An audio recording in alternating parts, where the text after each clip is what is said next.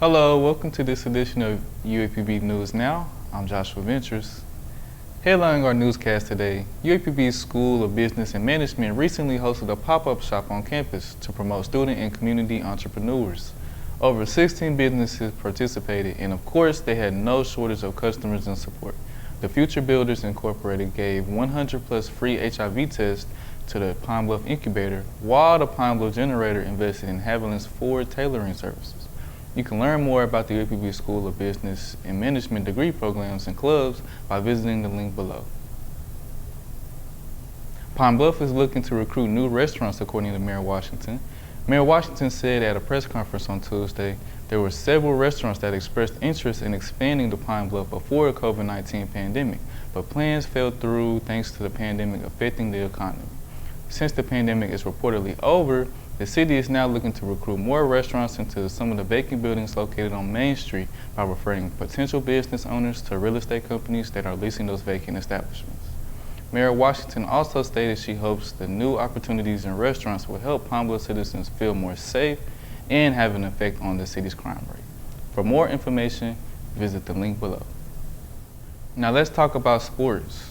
UAPB Baseball had an action-packed week last week. The Golden Lions faced University of Central Arkansas on Tuesday, Arkansas Baptist College on Wednesday, then followed up with a 3-game home series during the weekend versus Prairie View A&M. The Lions started their 5-game stretch with a tough game on the road versus UCA. UAPB couldn't find their footing, losing 15-3.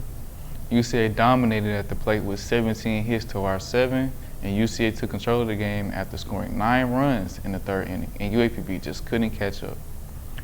UAPB followed up their loss on Tuesday with a strong 4-3 win against Arkansas Baptist. Arkansas Baptist had more hits than UAPB with 6 hits to our 5, but UAPB strapped on their cleats and dug it out with a win. On Friday, UAPB played one of a 3-game series at home versus Prairie View A&M. The Lions couldn't get anything going, losing 14-1. Prairie View dominated at the plate with 14 hits to our 6, and in Game 2 of the season series on Saturday, it was also a doozy for the Golden Lions, as we lost 13-2 in a tough outing. The Lions played better at the plate from the previous game, but it was just overmatched with Prairie View's 15 hits to our 9. UAPB capped off their busy week with a final game of the 3-game series versus Prairie View A&M on Sunday here at the Torrey Hunter Baseball Complex. UAPB just couldn't get it done at home, losing 12-4.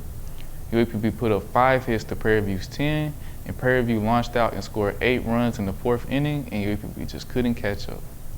UAPB is looking to bounce back this week with a game on the road versus Stephen F. Austin and a 3-game series this weekend against Texas Southern on the road. Let's talk about Arkansas basketball. The University of Arkansas basketball team has been going under major roster reconstruction, as many Hawks this season have decided to test the waters and go pro by declaring for the NBA draft, or chose to test their luck in the transfer portal. There's no need to worry though, Arkansas fans, for this has become a common trend under Coach Eric Musselman. He lets his players shine and develop during the season so they have the confidence to succeed at the next level or anywhere they would like to go. Over 5 players so far have decided to declare for the draft: Nick Smith Jr., Anthony Black, Ricky Council IV, Devontae Davis, and Jordan Walsh.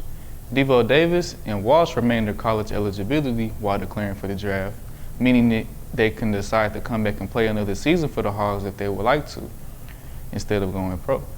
While Council, Anthony Black, and Nick Smith Jr. all forgo their remaining eligibility and fully committed to taking the next step and going pro. A few players such as Kamani Johnson and the Makai and Mikael Mitchell twins have decided to transfer to play somewhere else. It's always sad to see players go, but every offseason for Coach Eric Musselman is like a college free agency. Coach Musselman has been labeled the king of the transfer portal. For year after year, he brings a ton of talent through recruiting from great players from other schools. So far this year, the Hogs have landed 5 transfer players from other schools to come in and try to make another great tournament run. So far, you have Khalif Battle from Temple, Tremont Mark from Houston, Keon Minifield from Washington, L. Ellis from Louisville, and Jeremiah Davenport from Cincinnati.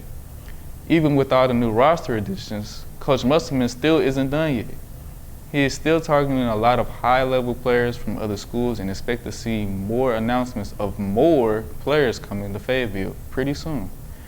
It's still a great time to be an Arkansas Razorback fan and expect this team to make a splash in the tournament. That's all we have for today for this edition of UAPB News Now. I'm Joshua Ventures. Take care.